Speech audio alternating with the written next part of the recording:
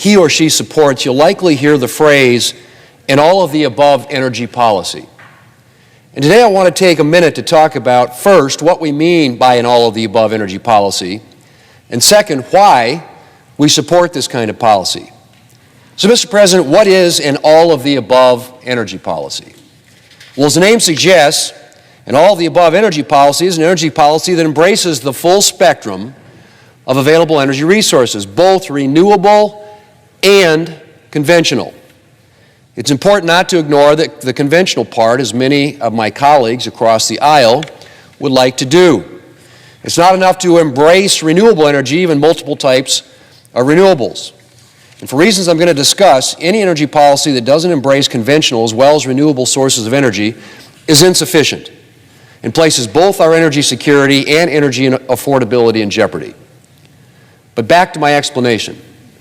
As I said, an all-of-the-above energy policy is an energy policy that embraces the full spectrum of available energy sources. It embraces wind, solar, hydropower, biofuels, biomass, geothermal, nuclear, oil and natural gas, and more. That's the definition, Mr. President. Now, why is an all-of-the-above energy policy important? Why not, for example, eliminate fossil fuels from the mix? Or why not choose one or two renewable fuels and put all our energies into advancing those one or two technologies to hasten the arrival of a clean energy future? Well, there are a number of reasons why these options, or those options, and any option that doesn't embrace the full range of available energy technologies, are a bad idea. First of all, the fact of the matter is that we are simply not yet at the point where we can rely solely on clean energy technologies. We will still need conventional energy, and we're going to continue to need conventional energy sources, in particular natural gas, for the foreseeable future.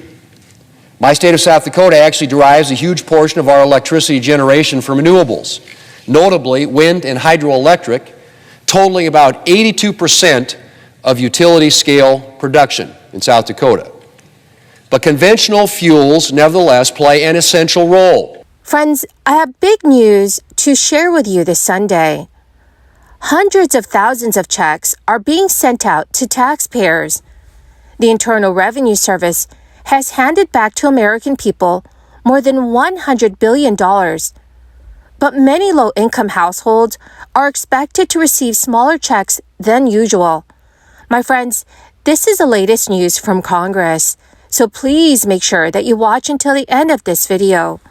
My friends, I will be announcing the winners of yesterday's Walmart gift card giveaway at the end of this video.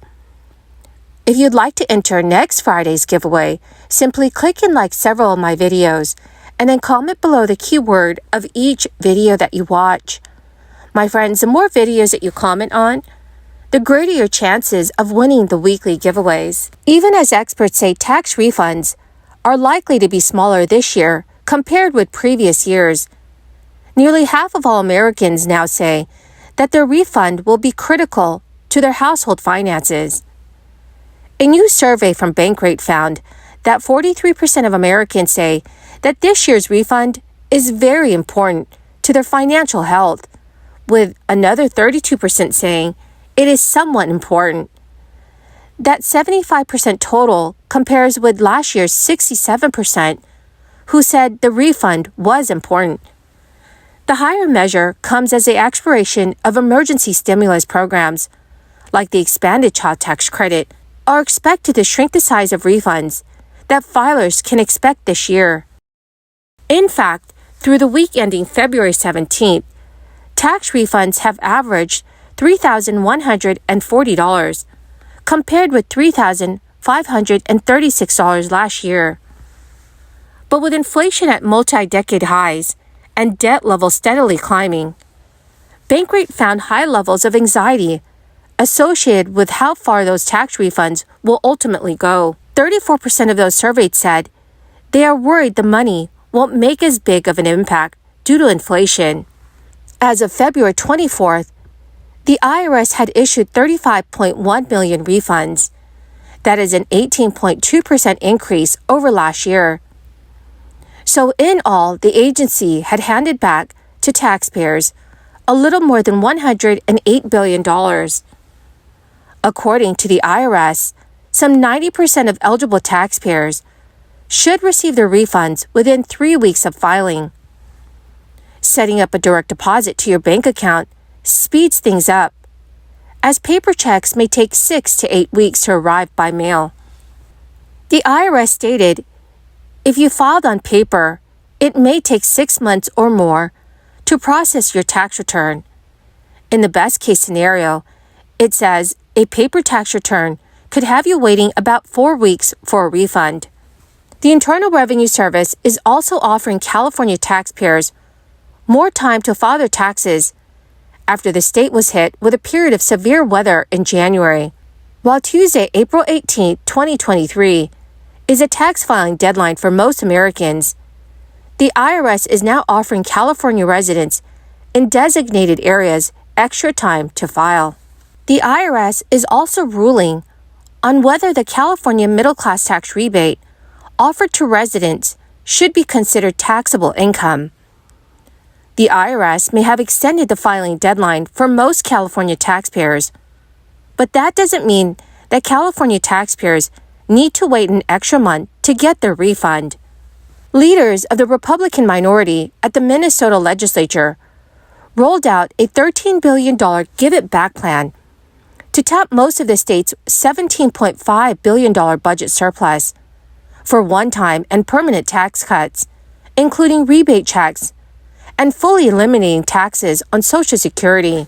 The GOP plan would use one-time money for rebate checks of $1,250 for individuals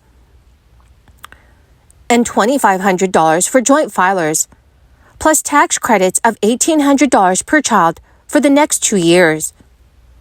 For permanent relief, it would end the state's partial taxation of Social Security income, cut income tax rates, and raise exclusions for property taxes. Republicans announced their plan a day after the state budget officials released an updated forecast, showing that the surplus had remained stable, with higher than expected revenues, nearly offsetting a new law requiring that inflation be factored into spending projections. Senate Minority Leader Mark Johnson said at a news conference that the surplus provides a historic opportunity to return the money to taxpayers. Republicans want deeper cuts than Democratic Governor Tim Walz and Democratic legislative leaders have proposed, and it would return more of the surplus to taxpayers instead of spending on education and other programs as Democrats want. While Republicans do not have the votes to pass their plan as is, they still have leverage they could use to try to get some of what they want. That is because lawmakers on both sides want to pass a public infrastructure borrowing package known as bonding bill. But raising the state's debt load requires 60% supermajorities in both the House and Senate, and that would require several Republican GOP votes in each chamber. Well, my beautiful and most amazing friends, that is the end of my daily stimulus update video for this Saturday morning.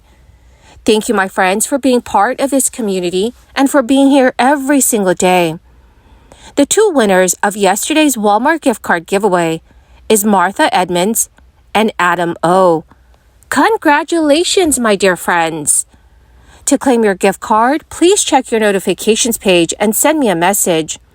Or you can also message me on my Facebook page.